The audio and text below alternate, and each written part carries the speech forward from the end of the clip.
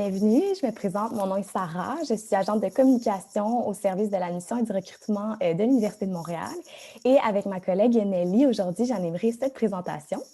Donc, avant de débuter, je dois faire mention de quelques petites précisions. Tout d'abord, cette séance est enregistrée. Votre micro sera donc fermé pour toute la durée de la présentation. La présentation est aussi d'une durée de 45 minutes. Donc, il y aura une portion présentation qui prendra la forme vraiment d'une discussion. Et ensuite, nous passerons à la période de questions et réponses. Vous pouvez utiliser la section QR qui se trouve juste au bas de la fenêtre pour poser vos questions. Il va nous faire plaisir d'y répondre vers la fin de la présentation. Donc, comme le nom de la conférence l'indique, nous allons parler aujourd'hui du système scolaire québécois et de sa flexibilité. Donc, on va aborder des thèmes comme les parcours un peu atypiques, les programmes de découverte de l'UDM, donc on verra ce que ça signifie exactement, l'emploi du temps, l'horaire de cours et enfin les outils d'orientation. Donc, je vais maintenant céder la parole à Nelly qui va nous parler de son parcours et de son expérience à l'UDM. Oui, c'est moi. Bonjour à tous, j'espère que vous allez bien. Donc, mon prénom est Nelly. Ça fait maintenant 3 ans, un peu plus maintenant, que je suis arrivée au Canada. Je suis en 3e année du baccalauréat en communication, mais je n'ai pas commencé par ça. Donc, c'est pour ça que je fais cette conférence avec vous. C'est parce que j'ai eu un parcours un peu atypique, on ne va pas dire catastrophique, atypique, mais maintenant j'ai trouvé ma voie et je peux en parler avec aisance et vous partager mon parcours et les outils que j'ai utilisés pour y arriver et trouver ce que je veux faire. Donc mon parcours a commencé en France, post-bac, post-lycée. Ça c'est chouette de pouvoir parler à une ambassadrice qui a déjà fait des études en France après le bac pour pouvoir comparer un petit peu comment ça se passe au Québec. Donc, j'ai commencé avec un IUT, pour ceux qui connaissent, un diplôme DUT en technique de commercialisation. J'ai fait une session, un peu plus, et ça ne m'a pas plu. Je ne sais pas si c'est les cours qui ne me plaisaient pas ou la manière d'enseigner qui n'était pas adaptée pour moi, mais il s'est passé quelque chose qui faisait que je n'étais pas à ma place et ça se ressentait. Donc, j'ai vraiment cherché ce que je voulais faire par la suite. Et à l'époque, et toujours maintenant, j'aime beaucoup le sport. Donc, je me suis orientée vers ça. Et le Canada avait le programme parfait pour moi. C'était un programme de kinésiologie, sauf que je n'avais pas les notes ou encore les cours préalables pour pouvoir y rentrer, parce qu'il fallait des cours en maths et en biologie. Et avec mon petit bac ES, je n'étais pas vraiment adaptée pour ce programme. Donc, qu'est-ce que j'ai fait? C'est que j'ai fait 1 an en mineur en arts et sciences. Donc, Sarah vous en parlera un peu plus par la suite pour savoir un peu ce que c'est, parce que c'est un peu un terme nouveau pour la plupart d'entre vous. Donc, elle vous en parlera. Donc, j'ai fait ça pendant 1 an avec 2 orientations, parce qu'il faut choisir 2 orientations pour ce programme. Donc, j'ai fait psychologie et criminologie. Et en plus de ça, j'ai fait mes cours en maths et en biologie. Et j'ai pu rentrer en kinésiologie. Mais j'y suis restée qu'une session. J'ai pas continué, malheureusement, ça me plaisait beaucoup, mais c'était pas exactement ce que je recherchais. Il manquait toute la partie un peu créative, que j'affectionne beaucoup et j'ai trouvé pas ça dans ce programme. Donc j'ai utilisé les outils de l'UDM, on vous en parlera aussi par la suite, pour chercher, le programme qui me conviendrait un peu plus et j'ai trouvé le baccalauréat, en communication. Sauf que ce bac commençait, donc bac égale licence pour ceux qui sont un peu perdus, je répète si jamais. Donc cette licence, ce bac, euh, le début est à l'automne. Sauf que moi, j'ai quitté mon bac de kinésiologie à la session d'hiver, enfin un peu avant la session d'hiver, donc il me restait toute une session où j'avais en quelque sorte rien à faire. Donc, j'ai décidé d'aller en études libres pour pouvoir faire des cours de communication, avancer un petit peu sur mon programme et j'ai pu faire créditer des cours. Je vous en parlerai un peu plus par la suite. Donc, c'est voilà, c'est ce qui complète un peu la discussion sur mon parcours. Ça, c'est à peu près ça, si tu vois bien. Wow, tout un parcours! Ouais, ouais. En fait, Donc, je me demande, Nelly, est-ce que selon toi, les changements opérés étaient plus simples à faire au Canada? ben, je pense que oui, parce que tout d'abord, on a les outils pour, des programmes de découverte qu'on peut faire un peu en entre-deux, ou alors pour se préparer à un autre programme, etc. Donc ça, c'est vraiment un gros plus. C'est ça, ça fait un moment que j'ai quitté le système scolaire français, donc je ne sais pas exactement si on a ça en France ou pas. Mais aussi, je trouve que, j'étais beaucoup moins jugée d'arrêter kinésiologie et de partir en communication, au Québec plutôt qu'en France quand j'ai arrêté, l'IUT. Donc ça, c'est clair que, c'était plus facile à faire pour moi. Peut-être c'est différent encore maintenant, mais c'est comment je l'ai ressenti, à l'époque. Donc je pense que oui, c'était quand même plus simple. Super. Et est-ce Ouais. que parfois tu regrettes les changements que tu as faits ou pas du tout? Non, vraiment pas. Vraiment pas. C'était, tout ce par quoi je suis passée, c'était vraiment nécessaire pour trouver ce que je voulais faire. Donc ça faisait partie du chemin pour mûrir et pour arriver à communication, en fait. Donc vraiment, j'ai aucun regret, dans ça. Il y a vraiment, ouais, non, il y a aucun regret. Ah, ben, tant mieux, alors on est tous contents pour toi. Et en fait, plus tôt, tu parlais du fait que tu avais fait la mineure en arts et sciences, à l'Université de Montréal. Ben, il se trouve que moi aussi, je l'ai fait. Donc, j'aimerais prendre le temps de vous en parler un peu parce que pour moi, la mineure en arts et sciences, ça a vraiment été quelque chose de formidable. Ça a été comme une révélation. Donc, en fait, c'est un programme d'études qui permet à un étudiant de choisir des cours dans 2 champs disciplinaires qui l'intéressent. Donc, il est fait pour différents étudiants, comme par exemple celui qui souhaite entreprendre ses études universitaires au trimestre d'hiver, mais qui vise un programme contingenté dont l'admission n'est possible qu'au trimestre d'automne, par exemple. C'est aussi fait pour l'étudiant qui souhaite améliorer son dossier scolaire, donc sa cote de rendement. Et c'est fait aussi pour l'étudiant qui se questionne parfois sur son cheminement ou qui hésite entre deux champs disciplinaires, justement. Et ça, en fait, ça a été mon cas. Donc, compléter une heure en arts et sciences, ça a vraiment, vraiment été utile pour moi parce que j'hésitais entre la communication, comme Nelly, et la criminologie. C'est deux domaines complètement différents, mais qui m'intéressaient tout autant. Donc, le fait de suivre des cours pendant 1 an dans les deux matières m'a permis de confirmer que c'est vraiment la communication qui était le domaine que je préférais puis dans lequel je voulais vraiment m'épanouir. Donc, il y a aussi les professeurs qui m'ont beaucoup aidé à prendre cette décision, ce que j'ai apprécié. Je leur posais des questions, puis ils m'ont fait comprendre que ben, les communications, par exemple, c'est un domaine très vaste qui permettait de faire énormément de choses. Donc, par exemple, avec un baccalauréat en communication, on peut autant devenir journaliste que gestionnaire des médias sociaux. On peut aussi travailler en événementiel. Donc, c'est la portion un peu touche à tout des communications que je ne trouvais pas en criminologie qui m'a interpellée. Puis sans la mineure en arts et sciences, je ne me serais pas rendue nécessairement compte, je pense, de tout ça. Ce qu'il faut savoir aussi, c'est que la mineure en arts et sciences, c'est un certificat d'1 an là, qui permet de gagner 30 crédits en tout. Donc, les cours de com, par exemple, je répète toujours communication, mais c'est parce que c'est ce que j'ai fait au final. Donc, les cours de communication que vous aurez réussi dans le cadre de votre mineur seront crédités si vous choisissez par la suite de faire un baccalauréat en communication. Votre horaire sera donc plus léger, donc vous aurez moins de cours à suivre par session, ce qui permet, par exemple, de travailler plus ou simplement avoir juste plus de temps libre à l'extérieur des cours, soit pour passer plus de temps sur ses études ou encore s'adonner à des activités, à faire du sport, etc. Ouais, exactement. Comme disait Sarah, on peut faire créditer, les cours qu'on a pu passer donc en la mineure en arts et sciences. Pour ma part, j'ai pu faire créditer des cours donc de la mineure en arts et sciences, et aussi, de mes études libres. Donc au final, même si j'ai beaucoup changé de programme, j'ai pas trop perdu de temps en quelque sorte. Je vais finir cette année, mon bac en communication, comme j'aurais fini mon bac en kinésiologie, en fait. Donc ça, c'est vraiment un gros plus pour moi.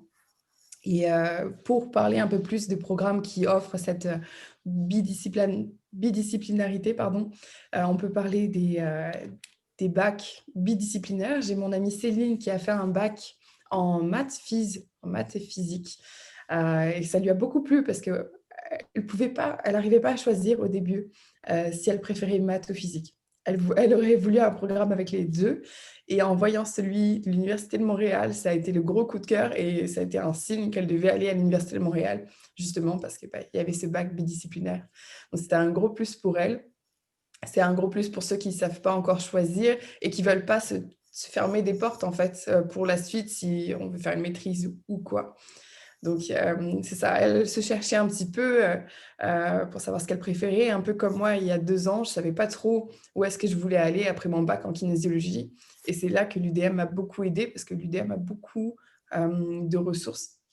Vous pouvez aller voir le site de l'admission, donc c'est admission.umontréal.ca.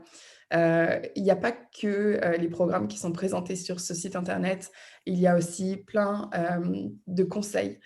Donc, vous pouvez aller voir l'info conseil, il y a un petit onglet sur le site de l'admission et vous pouvez trouver le blog Objectif UDM ou des ambassadeurs ou même Sarah écrit dessus.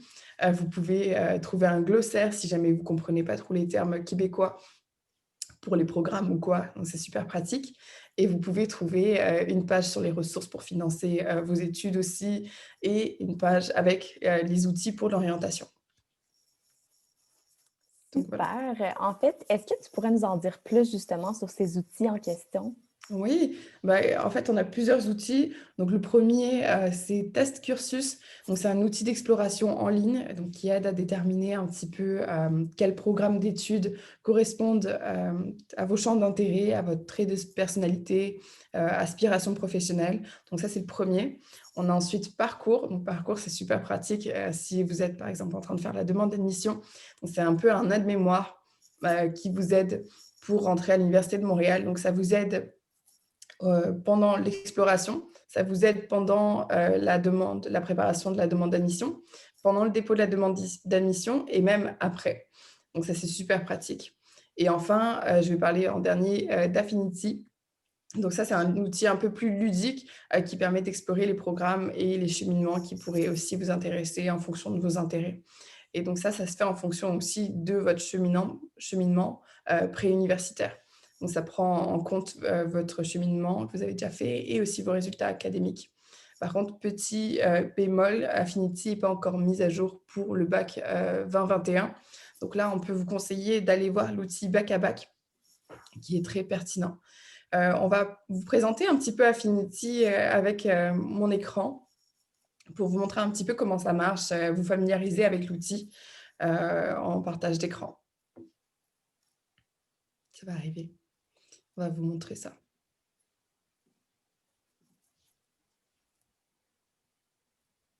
Est-ce que tu as déjà utilisé Affinity, toi, Sarah?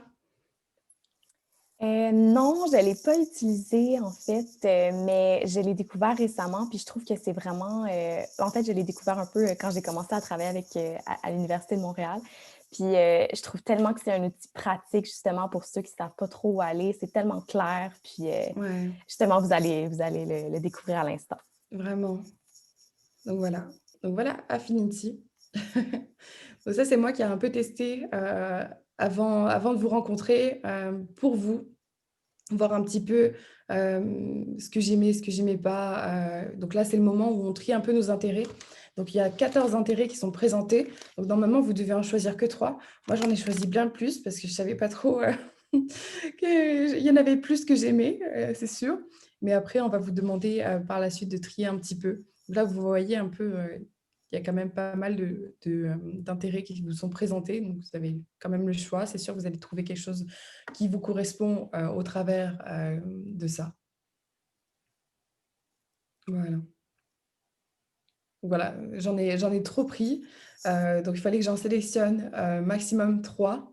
Donc moi, bah, je prends la communication, l'informatique et les ressources humaines. Mais on va réduire ça. Je vais enlever l'informatique. On va rester juste avec ressources humaines et communication. Voilà, donc rien qu'avec 2 intérêts, ça donne le choix sur 22 programmes d'études. Donc c'est sûr que vous allez trouver quelque chose qui vous plairait au travers de ça. Donc là, j'ai rentré mon profil. Donc c'est là où il vous demande un petit peu ce que vous avez fait, d'où est-ce que vous venez, qu'est-ce que vous avez fait comme programme d'études, hein, un bac français, un bac international, etc. Donc moi, je viens du sud de la France. J'ai rentré France. Et donc là, le diplôme bac français, pour moi. Et là, j'ai fait un général, mais je voulais vous montrer le petit mot qui est marqué pour général 2021. Donc c'est ça, ça dit que c'est pas encore prêt, mais en tout cas, on y travaille fort pour que ça le soit, pour que ça soit bientôt disponible pour vous, que ça soit plus pratique, mais en tout cas, ça change rien. Mon profil est quand même validé, et puis on avance vers la suite.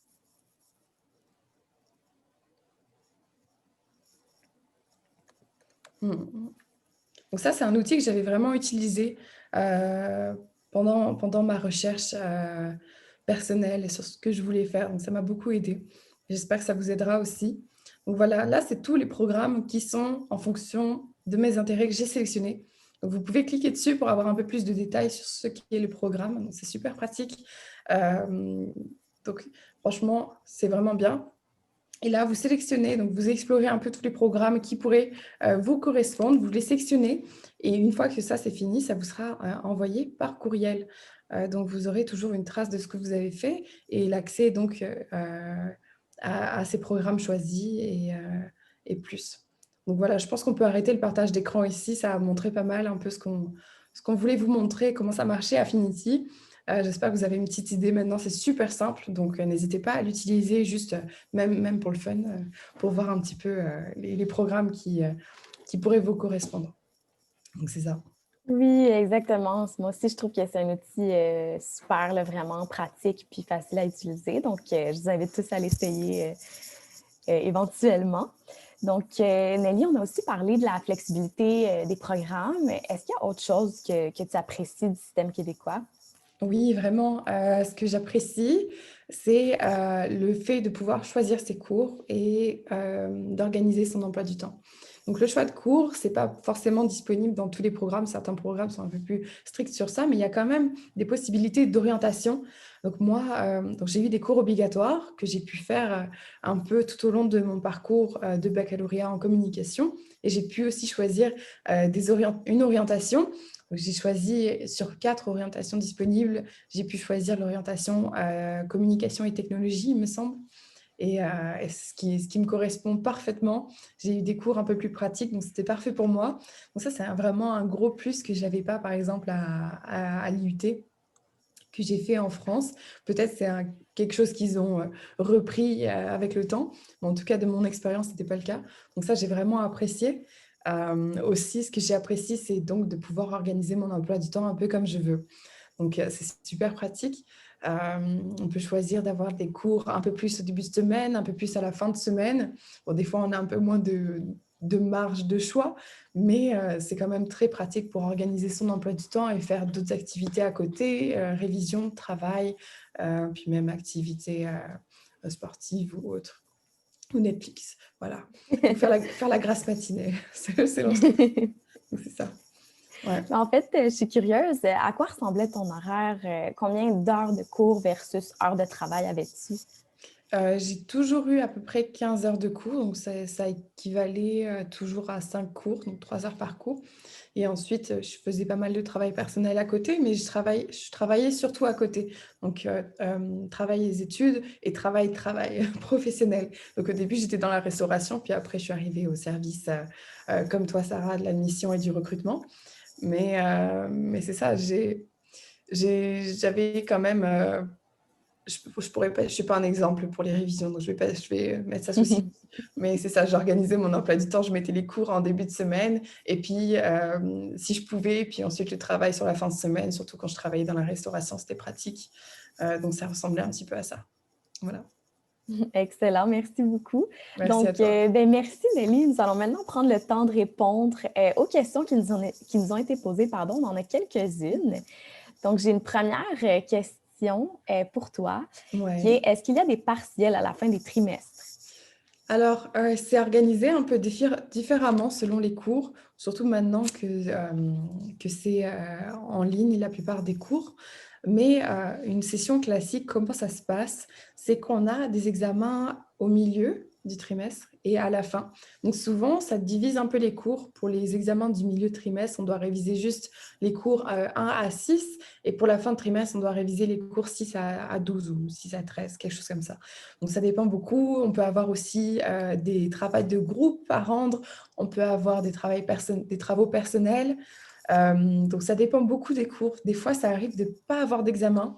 C'est ce qui m'est arrivé à la session passée. Je n'ai pas eu du tout d'examen. C'était des travaux tout au long de ma session. Donc ça dépend beaucoup. Mais en général, c'est ça. Ouais. J'espère que ça répond à ta Merci. question. Voilà. On a une autre question. Si après les tests, je suis toujours perdue sur ce que je souhaite faire, à qui puis-je en parler? OK. Donc ça, tu peux éventuellement consulter, un ou une conseillère d'orientation, du César. Donc il faut savoir que c'est quand même un petit peu payant, surtout si tu n'es pas, étudiant à l'université de Montréal, mais ça reste très, très abordable et puis, tu peux, faire ça à distance. Covid-19 fait que c'est à distance, donc ça peut être pratique si, par exemple, tu es pas encore sur le territoire canadien. Je peut-être ça se fait, donc c'est ça, tu peux te renseigner de ce côté-là. Donc le site du César, de l'UDM. Il y a plein de ressources dessus aussi, c'est un site très, très intéressant, donc n'hésitez pas. Parfait, merci. On a une autre question. Bonjour, Nelly, comme vous avez dit, 3 heures de cours. Est-ce que ça veut dire par semaine? Par semaine, oui, alors c'est 15 heures de cours par semaine, 5 cours de 3 heures. Mais oui, c'est ça. Donc, pour ceux qui ont l'habitude du lycée avec les je sais pas combien d'heures de cours, finir à 18 heures le soir et cetera, ça paraît vraiment pas beaucoup. Mais il faut savoir qu'il y a quand même pas mal de travail personnel à donner derrière. Donc 15 heures de cours, ça va pas s'arrêter aux 15 heures de cours. Il va falloir donner à côté, travailler, faire, je sais pas comment vous travaillez, mais faire des fiches ou quoi. Donc, ouais, il y a quand même du travail à côté. Donc c'est ça, il ne faut pas s'attendre juste à avoir 15 heures de cours et faire les soirées après, rien faire sur le côté. Ça va quand même être du travail, il faut faire attention de ce côté-là. C'est un peu une adaptation par rapport au lycée à faire, comme se pousser à travailler par soi-même. Donc c'est pour ça, la première session, faites attention, organisez-vous bien, puis ça va bien se passer. Oui, je suis tout à fait d'accord. On a une autre question pour toi. Comment se passent les cours? C'est plus de la prise de notes ou est-ce qu'il y a des cours plus encadrés? C'est, de mon expérience, j'ai pas mal connu, plus la prise de notes. C'est bien sûr et on a très, très souvent un support, un PowerPoint. Donc selon les cours, on a plus ou moins à prendre de la prise de notes. Certains professeurs d'ailleurs, disent: «Il y a tout sur mon diapo, je veux juste que vous écoutiez mon cours». Et ça aide beaucoup, de ne pas avoir à prendre de notes. Ça dépend vraiment. Mais en général, c'est plus ça, c'est la prise de notes. Mais les professeurs, sont très à l'écoute, si jamais, c'est ça, ça va trop vite ou quoi, c'est facile. Je sens une petite inquiétude de ce côté, ça reste facile, ça reste, faisable, donc pas d'inquiétude de ce côté-là. Parfait, merci. On a une autre question. En fait, bonjour, peut-on revoir les conférences en replay même si on n'y était pas inscrit? En fait, je peux peut-être répondre. Oui, donc ce sera possible. C'est pour cette raison que la présentation, là, elle est enregistrée. Donc, on va partager tous les enregistrements par la suite sur notre site. Le lien se trouve dans le clavardage. Donc, je vous invite à le garder en quelque part pour pouvoir revoir toutes les présentations semblable à celle-ci. Là, et même si vous n'étiez pas inscrit, c'est possible de la revoir là, sur le site. On a une autre question. Donc, hello, quand se passent les vacances? Alors, on a, si je fais toute une année scolaire, on commence donc, en septembre. On a des vacances vers, mi-octobre, fin octobre, une semaine de lecture, une semaine de relâche, ça s'appelle. Donc ça, c'est une semaine. On a 2 semaines à Noël, normalement. Cette année, j'ai eu un peu plus pour ma part, certains, 2 semaines. Ça dépend un petit peu, de vos facultés quand est-ce que les cours recommencent, mais c'est ça en général.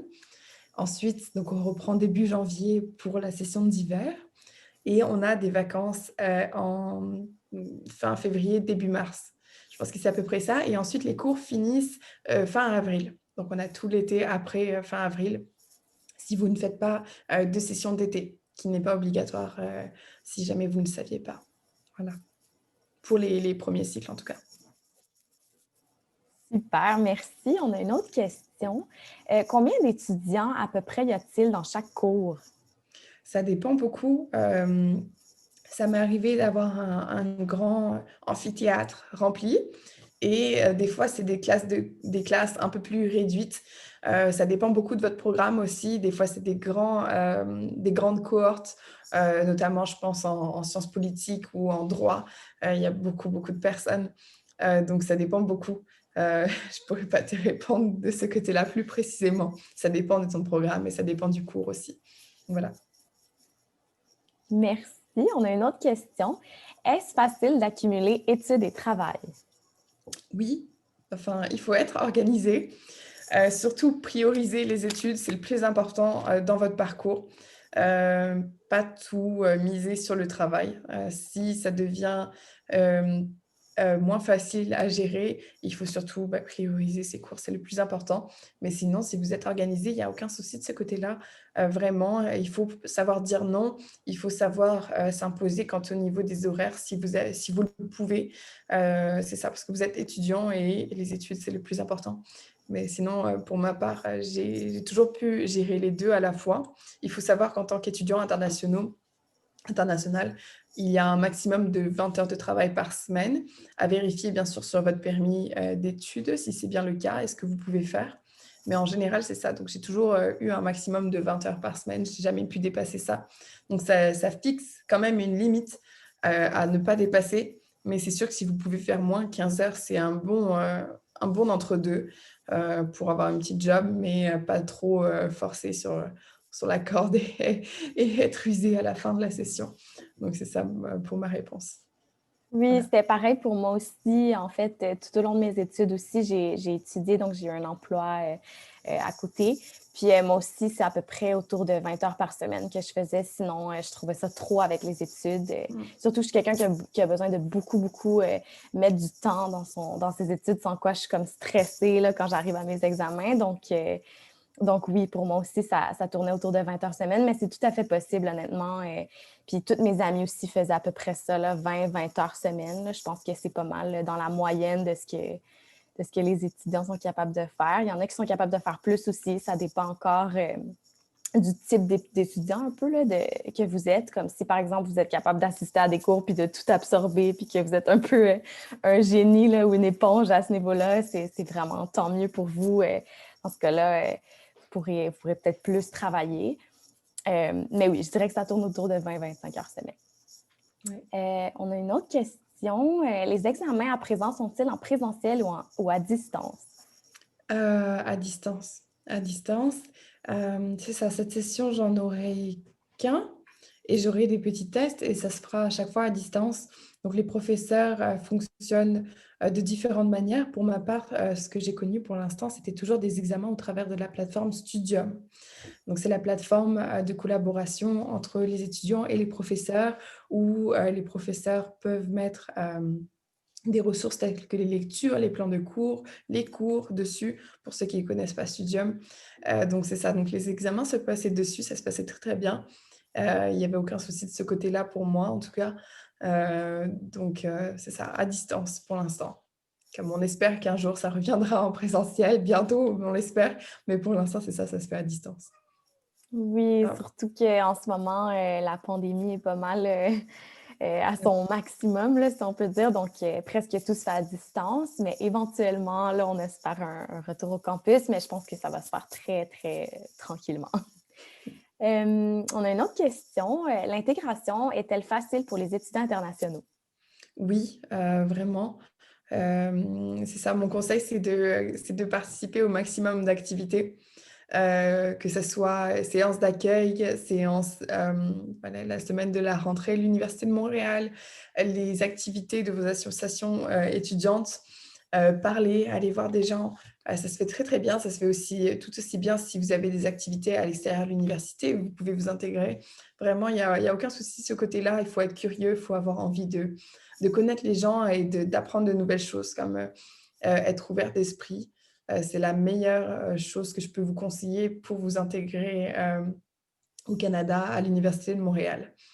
Voilà. Oui. Puis si je peux me permettre aussi, ben moi, en tant que Québécoise, je peux dire qu'on est quand même assez, accueillant. Donc, on aime beaucoup faire des rencontres, puis moi aussi, au cours de mon passage là, à l'UDM, j'ai fait beaucoup, beaucoup de belles rencontres et surtout des étudiantes françaises, un peu là comme Nelly. Donc, ça a été des super belles rencontres, qui sont ensuite devenues des amitiés. Donc, c'est toujours le fun de rencontrer des gens qui viennent un peu, de partout dans le monde, là. On est très, la diversité, c'est très présent, là, si on veut, à l'Université de Montréal. Donc, tout le monde est la bienvenue, tout le monde se parle. Il faut juste pas être gêné, puis aller parler aux gens, puis vraiment juste pas être gêné, dans le fond. C'est vraiment la clé. Vraiment, ouais, vraiment. Oui.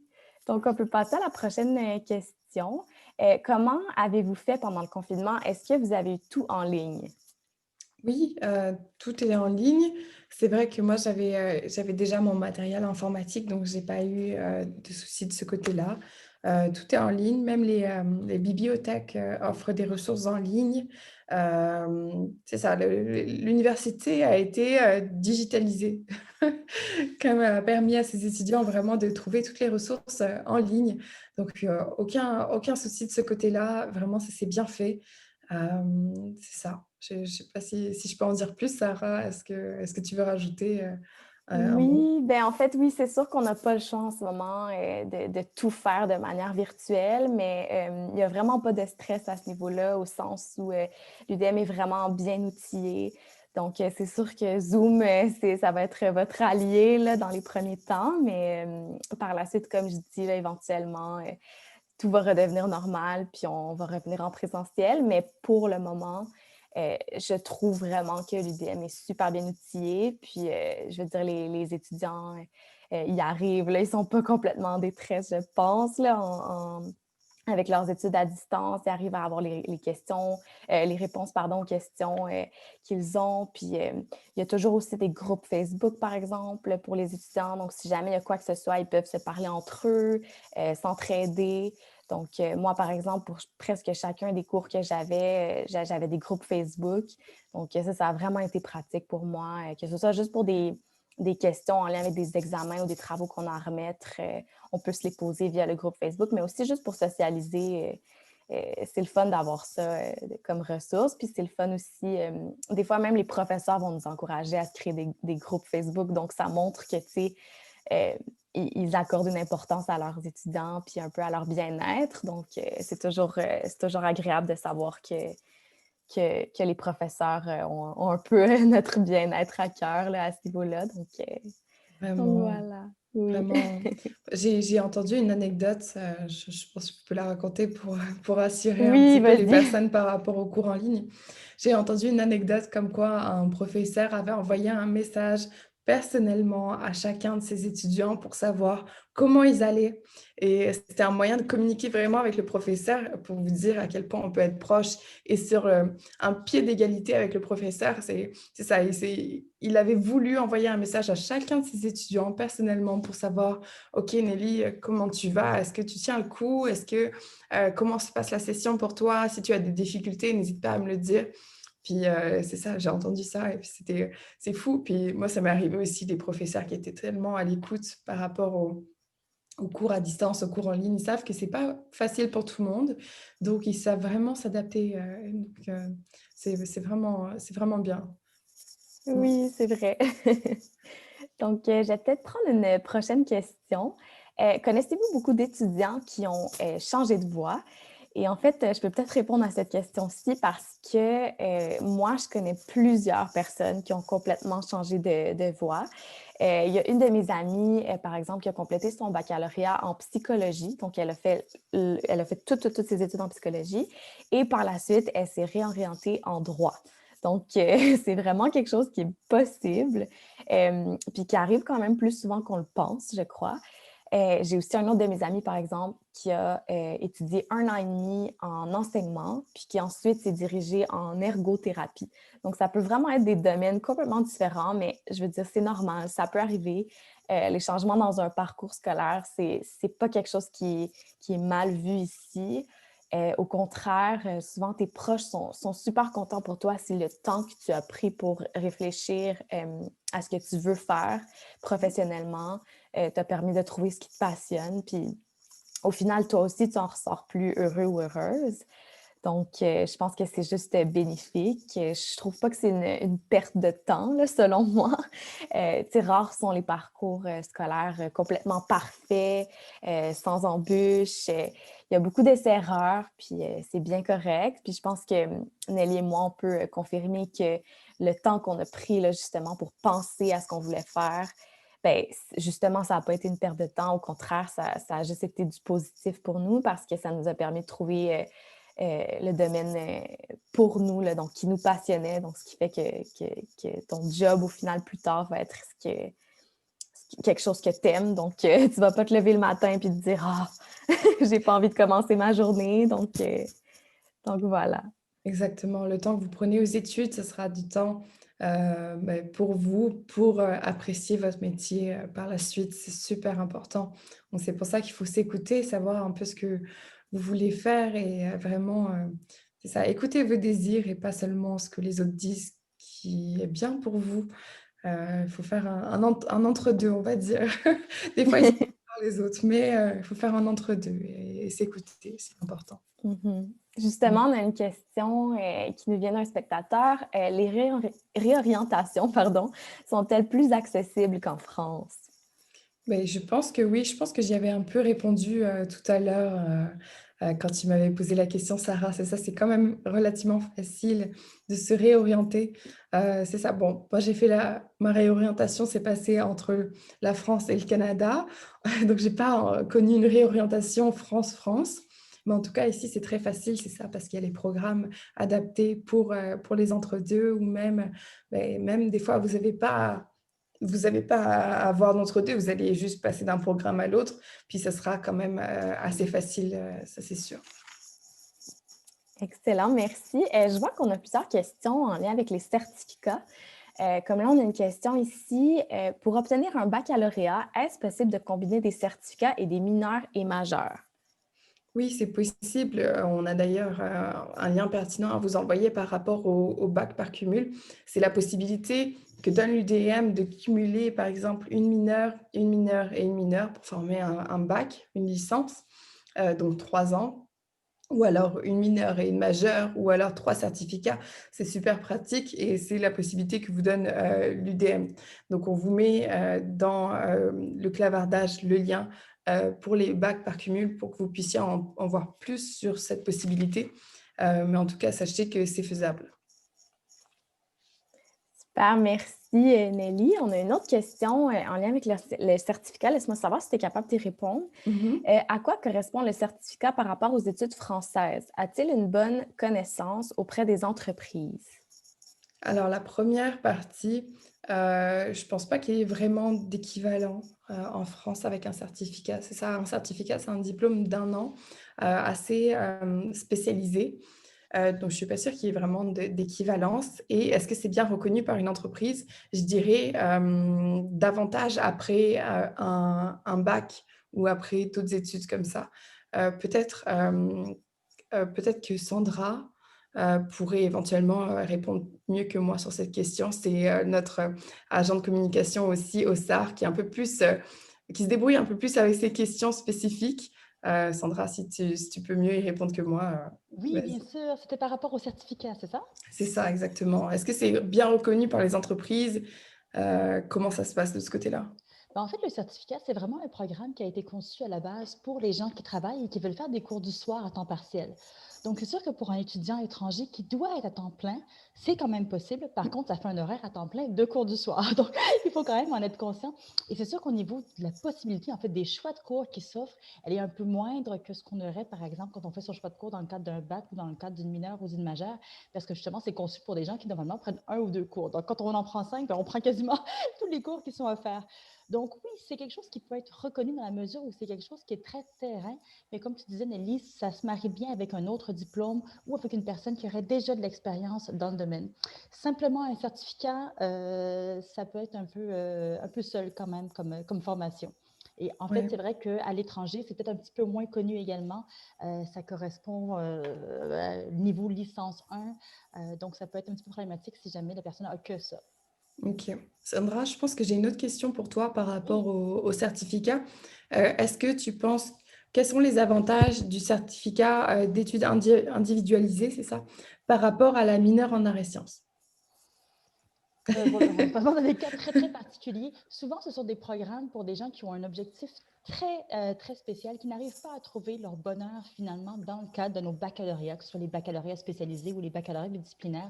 Donc, ça vaut vraiment mieux peut-être nous écrire au service de la clientèle ou contacter encore une fois soit les gens du SAFIR pour parler de la mineure arts et sciences ou alors contacter les responsables des certificats pour vraiment voir si le certificat que vous avez en tête vient vraiment répondre à ce que vous voulez.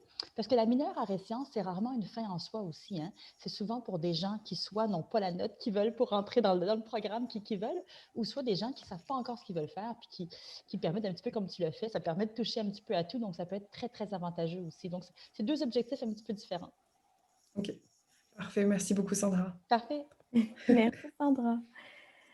Je vais jeter un œil aux autres questions qu'on a. En fait, on a une question par rapport au logement étudiant. Je ne sais pas si Nelly, tu peux y répondre. Peut-on garder son logement étudiant pendant les mois d'été?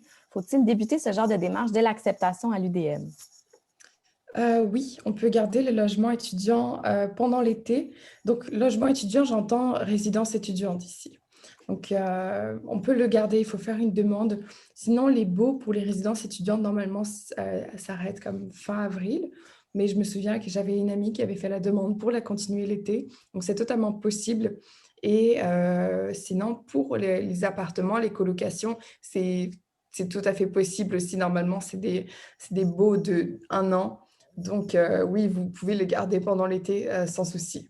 Et la demande, je pense, se fait pas dès le début de l'année scolaire pour les résidences étudiantes, mais peut-être au moment où on dit si on veut renouveler le bail ou quoi. Donc, plutôt pendant la session d'hiver. Si je me souviens bien, c'est ça. Mais si vous avez plus de questions par rapport à ça, n'hésitez pas à contacter les résidences étudiantes. Donc, c'est les résidences Zoom de l'UDM. Contactez-les pour avoir plus d'informations de ce côté-là. Ils pourront mieux vous répondre que moi. Oui, merci. Puis aussi, pour ce qui est des logements à Montréal là, et ses environs, si jamais vous en cherchez, il y a toujours aussi, encore une fois, des groupes Facebook dans lesquels il y a plusieurs annonces. Donc, puis souvent, ça va être des gens qui aussi viennent d'ailleurs puis qui cherchent des colocataires. Donc, c'est aussi une ressource quand même assez utile pour vous si jamais vous en avez besoin. Oui. Donc, on ne va peut-être pas vous mettre les liens dans le clavardage, mais c'est très facile à trouver sur Facebook si jamais vous en avez besoin. Exactement. Oui. J'ai une autre question. Laisse-moi savoir encore une fois, Nelly, si tu es capable d'y répondre. Bonjour, j'ai eu un bac français 2021 et j'aimerais savoir s'il y a un test en français à passer. Si tu viens de la France, ok. Ah non, je vais laisser peut-être Sandra y répondre exactement. Je pense qu'elle sera plus précise que moi. Pas de souci. En fait, non, il n'y a pas de test de français à passer. L'Université de Montréal, c'est vraiment une université francophone. Donc oui, on exige des tests de français pour des gens qui n'ont pas fait leurs études en français.